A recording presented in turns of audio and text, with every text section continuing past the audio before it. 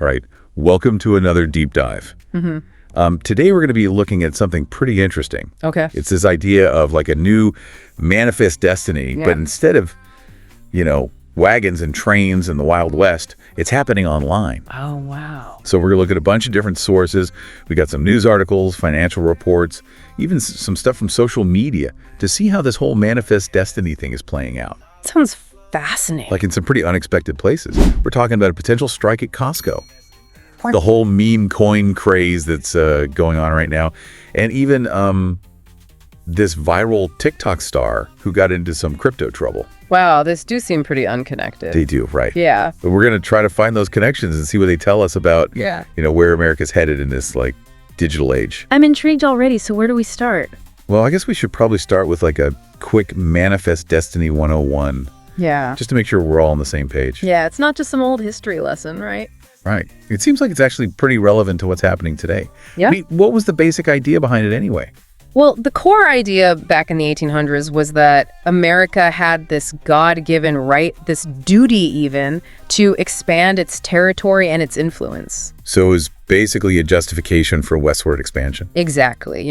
Pushing across the continent, claiming new lands.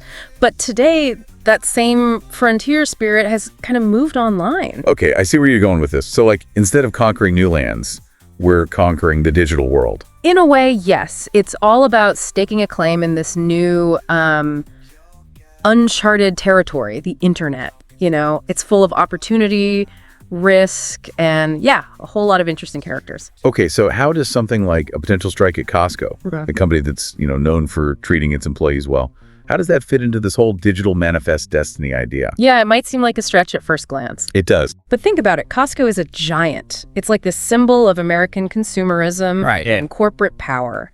And the workers, they're the ones who are pushing back against that power. They want a bigger piece of the pie. Right. They want higher pay, better benefits, more say in their working conditions. Looks like a David and Goliath story. In a way, yeah. It's this struggle between the individual and these massive systems, which is a tension that's been there throughout American history, all the way back to the original Manifest Destiny. Right. That makes sense. So it's not just about a local labor dispute. No, it's reflecting this bigger power dynamic. It's happening on a national scale, even a global scale. And it's all happening in the digital age, where news and information travel at warp speed. Absolutely. The union representing the Costco workers is using social media to rally support, put pressure on Costco. They're using the power of the internet to amplify their message. Exactly. It's fascinating how an idea from the 1800s can be so relevant to a labor dispute in the 21st century. It really is. Yeah. But what about this meme coin craze that's going on? Where does that fit into this whole digital manifest destiny thing?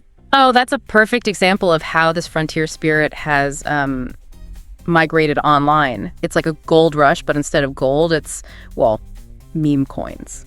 So people are buying up digital tokens based on dog memes and internet jokes. Yeah, and hoping to strike it rich. And it's not just, everyday people. You got celebrities, influencers, even former presidents getting involved. Wait, are you talking about President Trump? Yes. He actually launched his own meme coin called Trump, and that really shook things up in the crypto world. I bet it did.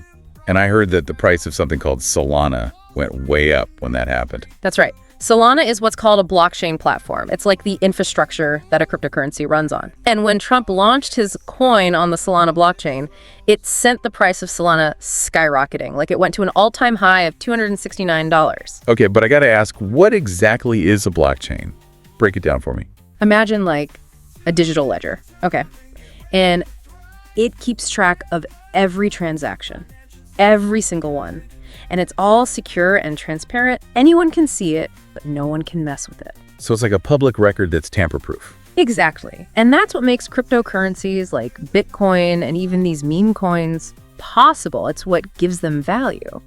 So Trump launching his coin on Solana was a big endorsement. It made Solana more legitimate or something. You could say that. It definitely brought a lot of attention to Solana and meme coins in general, but it also showed just how volatile this market can be. Yeah, because I remember hearing that some other meme coins, like Dogecoin, took a hit when Trump's coin launched. Like, didn't the price drop? It did. Dogecoin, which had been doing really well, saw a big drop in price after the Trump coin came out. It's like investors shifted their attention, hoping to jump on the next big thing. So it's like a high-stakes game of musical chairs. Yeah, pretty much. People are chasing the latest trend, trying to make a quick buck before the bubble bursts. And that's where that viral TikTok star comes in, right? The Hawk girl. Didn't she launch her own meme coin? She did. Her name's Haley Welch. She tried to capitalize on her internet fame by launching a coin called Hawk K. How'd it go? Not well. It started with a valuation of $500 million, which is crazy for a coin based on, a viral catchphrase. Yeah, you'd think she was set for life. But then, within minutes, the price crashed. Like, it plummeted by 95%. Oh, wow. What happened? Well, a lot of people are accusing her and her team of running a pump and dump scheme. What's that? It's basically where you hype up a coin, artificially inflate the price, and then dump your holdings, leaving everyone else holding the bag. So they make off with the profits while everyone else loses their money. Yeah, it's a pretty shady tactic. Yeah. Now, Welch denies any wrongdoing, says she barely had anything to do with running the coin, but it's a pretty clear warning about the dangers of this unregulated digital frontier. Right. It's easy to get caught up in the hype and lose sight of the risks. So we've got a potential strike at Costco, a former president launching meme coins, and a TikTok star caught up in a crypto scandal. It's a lot to take in. It is, and it all ties back to this idea of manifest destiny. But instead of heading west, we're venturing into the digital world, a place full of opportunity and danger, and where fortunes can be made and lost overnight. And it's not just about money, is it? I mean, this digital world, it's changing how we work, how we communicate, even how we see ourselves as a nation. Exactly. It's reshaping our entire world in ways we're only beginning to understand.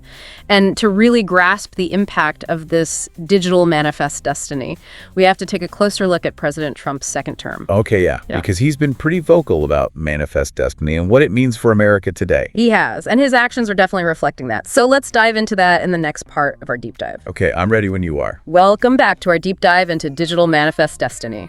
It's kind of wild how we've gone from like covered wagons and pioneers to meme coins and viral TikToks. Right. But it seems like that same frontier spirit, that drive to expand and conquer is still alive and well. It definitely is. And President Trump bringing up manifest destiny in his second term, it just adds a whole other layer to this whole digital frontier thing. Yeah, it's not just about the internet anymore, is it? He's connecting it to real-world ambitions. Exactly. He's talking about things like expanding American influence, even acquiring Canada and launching a mission to Mars. Hold on, acquiring Canada. Did I miss something? It was in his inaugural address. He didn't give any specifics, obviously, but he did mention manifest destiny as like a guiding principle. Wow, okay. I'm sure Canada's thrilled about that. Right. But the point is, he's trying to link this 19th century idea to his modern day goals. Okay, I get that. But how does this tie back to what we were talking about before? Yeah. The Costco strike and the meme coin craze. Well, here's where it gets really interesting.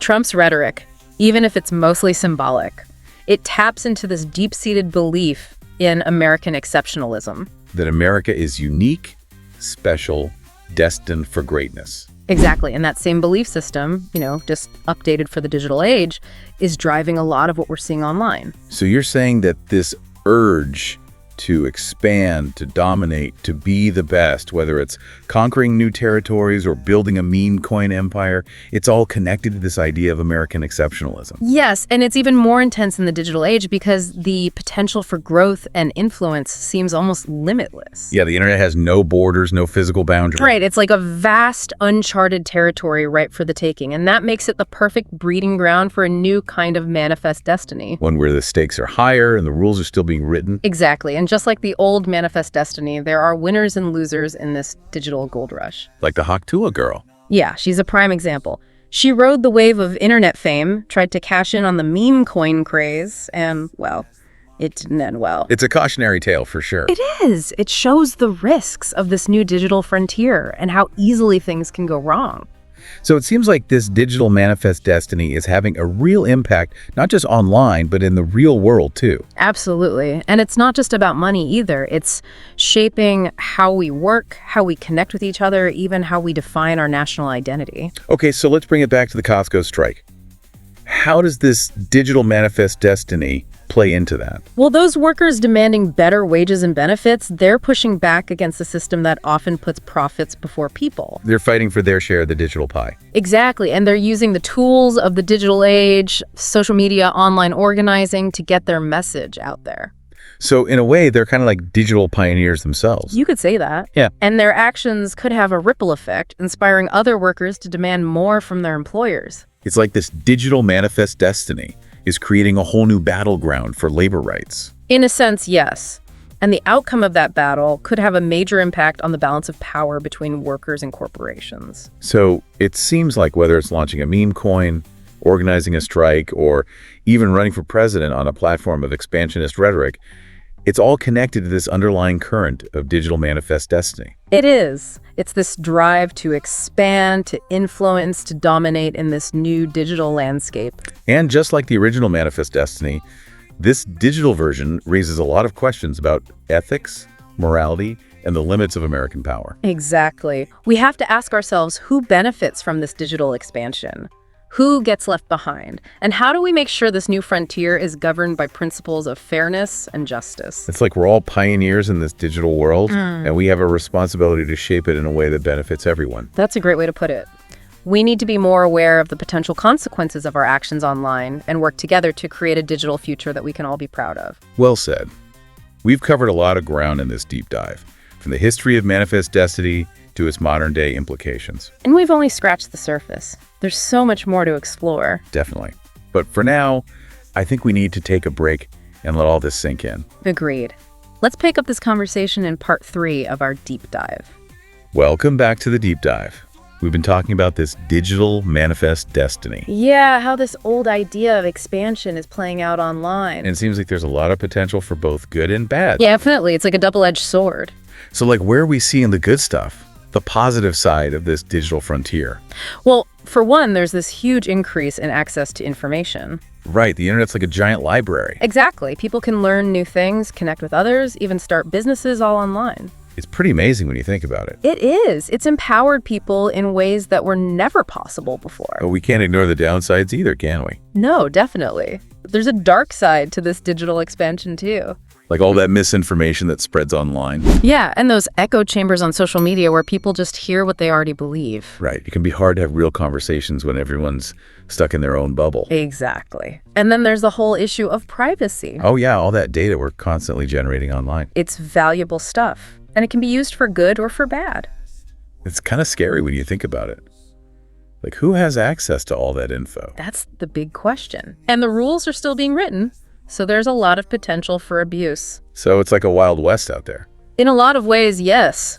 But that means we have a chance to shape this new frontier. To make it a place that works for everyone. Exactly. We need to be more aware of the risks, demand more accountability from tech companies. And be more careful about what we share online. Right. We all have a role to play in shaping this digital manifest destiny. So it comes down to this: what kind of digital world do we want to create? Do you want a world that's dominated by big tech and algorithms? Or do we want a world where technology empowers people and creates opportunities for everyone? That's the challenge we face. And it's up to all of us to decide what direction we want to go in.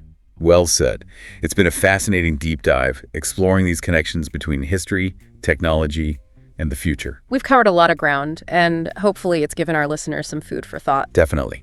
It's important to keep questioning, keep exploring, and keep pushing for a better digital world. Because the choices we make today will shape the world of tomorrow. That's right. And on that note, I want to thank you for joining us on this deep dive. It's been a pleasure. And we hope you'll tune in next time for another exploration of the ideas and events that are shaping our world. Until then, stay curious and stay engaged.